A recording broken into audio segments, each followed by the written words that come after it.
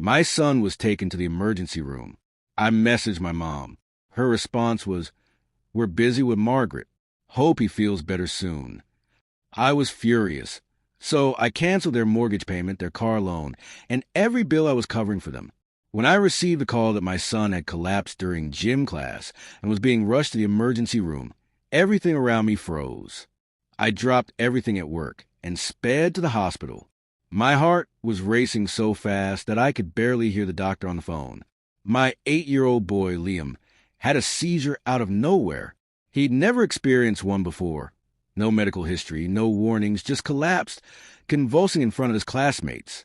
When I finally arrived at the ER and saw him connected to tubes and monitors, my heart broke into pieces. He looked so small in that hospital bed.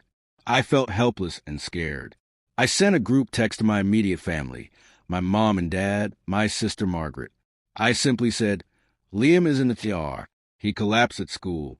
I'm at the hospital now." I expected at least a little concern or a phone call, especially from my parents. They always claim to love their grandkids, and I honestly believe that if something serious happened, they would drop everything to be there. But no. 5 minutes later, I received a message from my mom. "We're busy with Margaret. She needs us today. Hope he feels better soon." I stared at that message in shock. Busy with Margaret? My fully grown sister, who lives 5 minutes away and works part-time at a boutique? What could possibly be more important than a child in the ER? My sister wasn't dying. She wasn't in crisis. She probably needed help moving a coffee table or choosing curtains. I didn't reply. I sat there holding Liam's small hand, trying not to cry in front of him. His face was pale, and he was drifting in and out of sleep while the doctors watched over him. It felt like my whole world had fallen apart, and the people who should have been supporting me were nowhere to be found. A few hours later, I received another message from my mom. I thought maybe she had reconsidered. Perhaps she was finally on her way. Instead, it was a picture of Margaret's new living room arrangement, along with a text saying, "Doesn't it look great?" We spent the whole day helping her rearrange everything. She's so stressed lately. Poor thing. I snapped. I didn't respond because if I did, it would have been explosive. I showed the message to my wife, and even she, usually the peacemaker, was furious. But the real breaking point came the next morning. Liam was stable, but needed to stay in the hospital for further tests. The doctors suspected a neurological issue, and we were terrified. I called my mom just to keep her updated. She answered with a cheerful, "Hi, sweetie," as if nothing had happened. I told her what was happening, that the doctors were doing MRIs and blood tests, and that we were scared out of our minds. Her response was, "Well, kids are resilient. Maybe he's just faking it to get out of school. You know how dramatic he can be." She laughed at the idea of my frightened little boy faking a seizure. I was speechless. I ended the call immediately, my hand shaking. Now, here's the part one haven't shared yet. For the past 7 years, I've been paying my parents' bills. Not because they were struggling, but because they never saved well. When my dad's business failed, I stepped in. I covered their mortgage, paid off their car loan, and even helped them consolidate and reduce their credit card debt. I took on this burden quietly, never asking for anything in return, just trying to be a good son. But that day, something inside me snapped. I went home that night, logged into every account with my name on it, and canceled their mortgage payment. I called the bank to inform them I would no longer be covering it. I stopped the monthly transfers for their car loan. I canceled every credit card. I had co-signed for them. I didn't even tell them. I just did it. 3 days later, my mom called me in a panic. Apparently, she had tried to use her card at the grocery store, and it was declined. Then she got a notice about a late mortgage payment. She called, demanding to know what was going on. I told her straight out, "You made your priorities clear. You chose Margaret's living room over your grandson's health. You laugh at his seizure. I'm done supporting people who show no compassion for my child." She started crying and yelling, saying I was being dramatic and cruel, that they needed the help, that Margaret was going through a lot. But I didn't waver. I reminded her that Margaret had never contributed a cent to help them, yet she received all their time, sympathy, and concern. Meanwhile, the moment my son needed them, they mocked him and ghosted us. I told her she could ask Margaret for help now. She hung up in tears, and I haven't heard from them since. And here's the kicker. I thought I would feel guilty, but I don't. Not even a little. Liam is still undergoing tests. We're meeting with neurologists and trying to stay strong. Each day brings a new wave of fear, but at least now I'm focusing my energy on my family, the one that truly cares, rather than draining myself for people who clearly don't.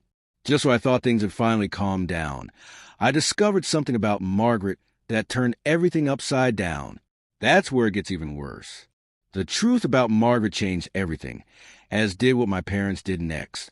A week after cutting my parents off financially, their silence shifted from a quiet relief to a nagging unease. I didn't regret a thing. Liam was still going to various appointments, but we were coping. My wife and I had grown closer, stronger.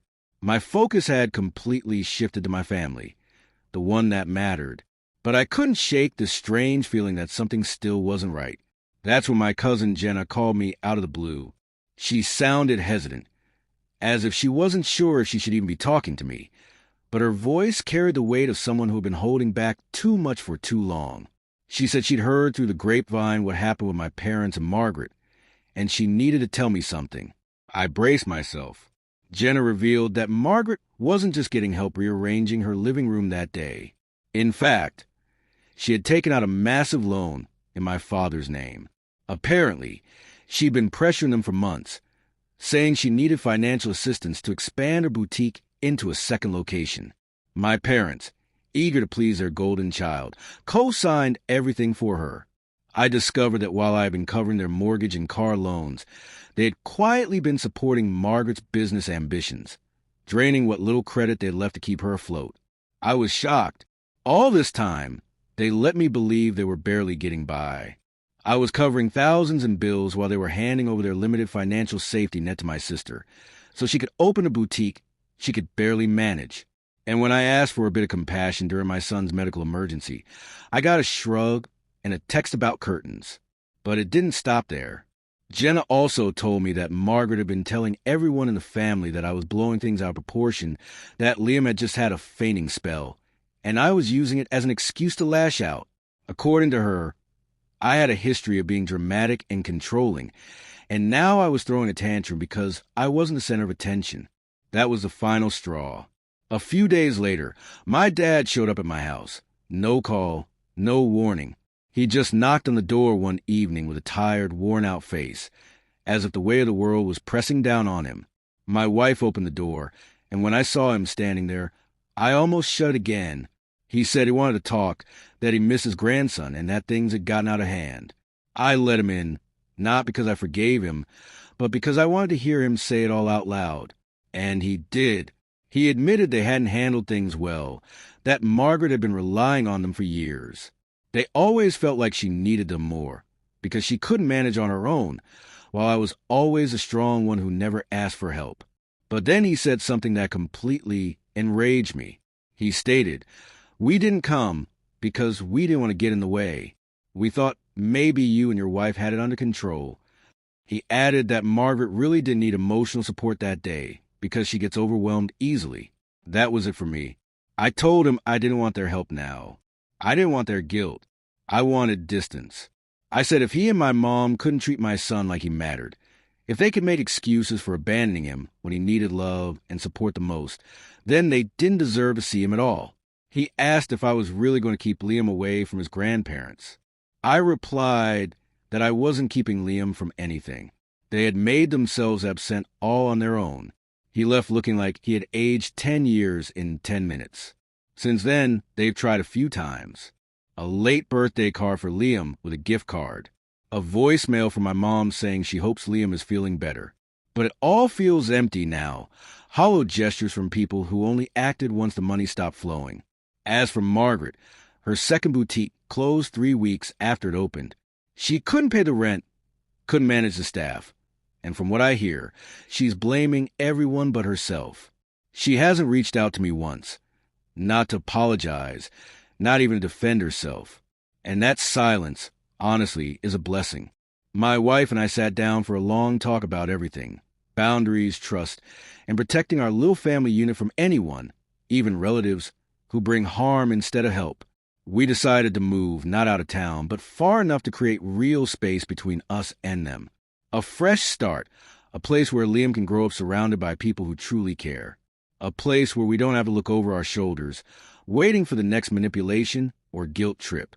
This whole situation taught me something I wish I had learned sooner.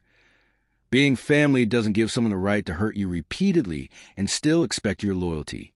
Sometimes protecting your child means cutting off the people you once thought were your support system. And once you see the truth of who someone really is, no amount of guilt or apologies can change that. So, I chose my son, and I don't regret it at all.